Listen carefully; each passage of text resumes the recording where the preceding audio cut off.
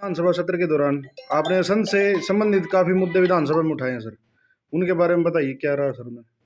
देखो, संघ के अंदर जो समस्याएं थी उनको मैं पहले भी उठाता रहा हूं और इस बार भी बहुत सारी समस्याएं पहले जो उठाई, जैसे वेटरनरी हॉस्पिटल था उसके पैसे आगे, उसका काम शुरू हो जाए, जल्दी टेंडर होने वाला है। एक अड्डो रोड़ा का काम पेंडिंग था, वो भी मैंने उठाया, उसमें थोड़ी सी कंफ्यूजन हो रही थी।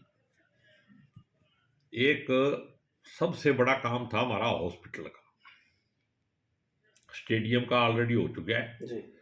और हॉस्पिटल को 100 बेड का बनाना और साथ में ट्रामा सेंटर की फैसिलिटी यहाँ प्रोवाइड कराने का बहुत दिनों से मेरी डिमांड थी। वो भी सरकार ने मान लिया है, हाउस में उसका आश्वासन दे दिया है। इसके अलावा जैसे जहाँ अनाज मंडी में बैठे हैं, यहाँ सीवरेज नहीं है, थोड़ी सी भी बरसात होती है तो पानी की निकासी नहीं है यहाँ, उसका भी मुद्दा उठाया। और इसके साथ साथ जो सब्जी मंडी को शिफ्ट करना है वहाँ से, और उस जगह को साफ करके वहाँ पे एक प्रोजेक्ट तैयार करके उसको शॉपिंग मॉल या पार्किंग ये सारी चीज़ें बनेंगी, उसका भी मैंने मुद्दा उठाया भी उसको करो। वहाँ पे बीमारी भी फैल रही है उसकी वजह से, तो उसका भी आदेश आ गया भी मंडी शिफ्ट हो रही है, इसको सफाई भी करो और मंडी शिफ्ट हो रही है। तो ये मुद्दे उठाना, इसके अलावा मैंने बहुत सारे लोगों के मुद्दे उठाए और भी आंगनवाड़ी वालों का भी उठाया।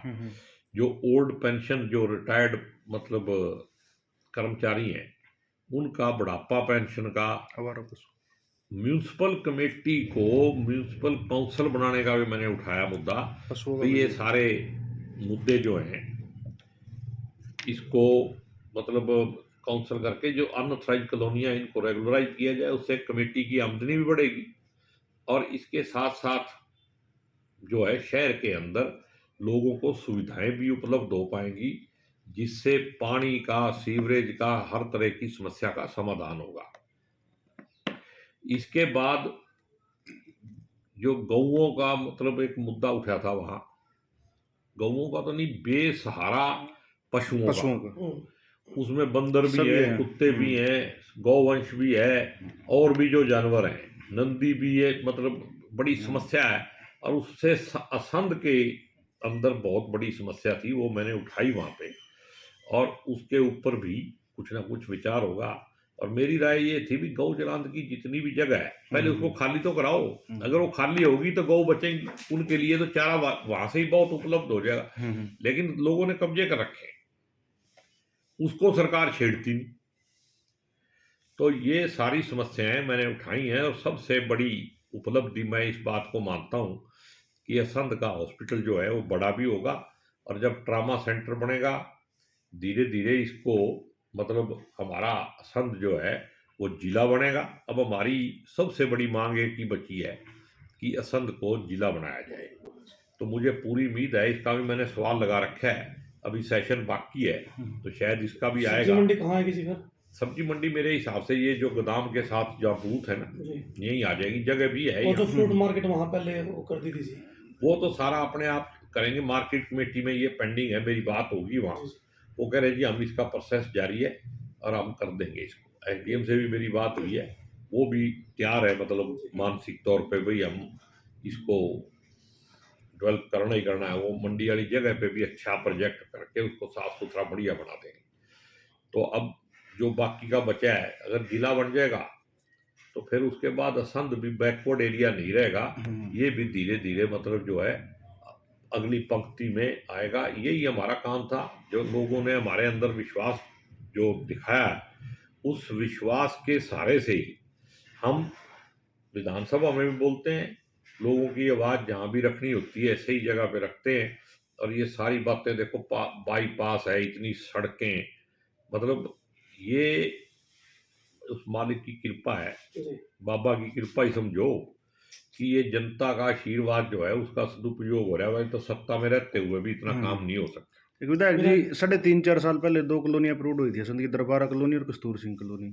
अब पिछले दिनों 10 करोड़ का बजट असंध विधानसभा के लिए दिया, शहर के लिए दिया। उसमें गलियों के साथ साथ जो कुछ मतलब पानी का और दूसरा सीवरेज का भी मामला है साथ में, तो वो सारा मतलब जो है सिस्टम इस कॉलोनी में जो ज़्यादा अच्छे अच्छे लोग रहते हैं ना, जी। तो इसलिए ये जरूरी है। हमने तो डी प्लान में ये सड़क बनवाई जो मंडी के साथ लगती है, उस पे बहुत सारे लोगों को तकलीफ भी है, भी क्यों बनवाई।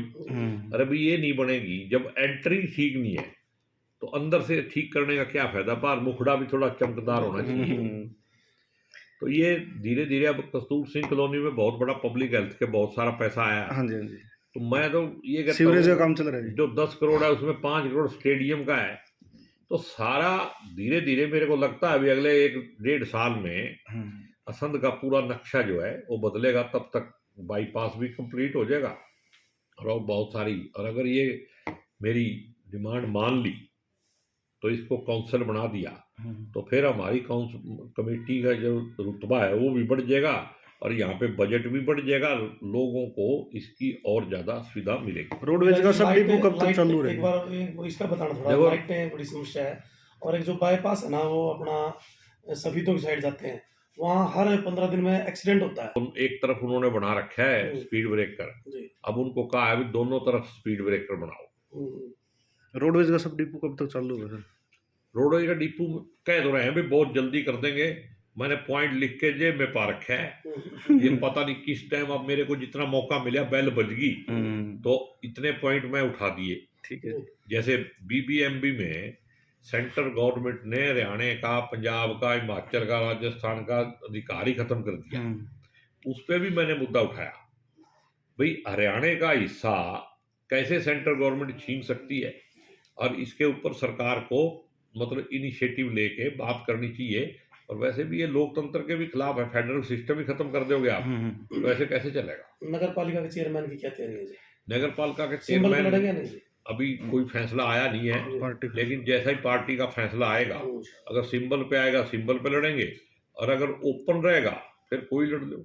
अगर सिंबल पे लड़ेंगे तो फिर दिन रात मेहनत करके पूरे जोर शोर से, आप लोगों के आशीर्वाद से, जनता के आशीर्वाद से फिर जीतने की कोशिश करेंगे।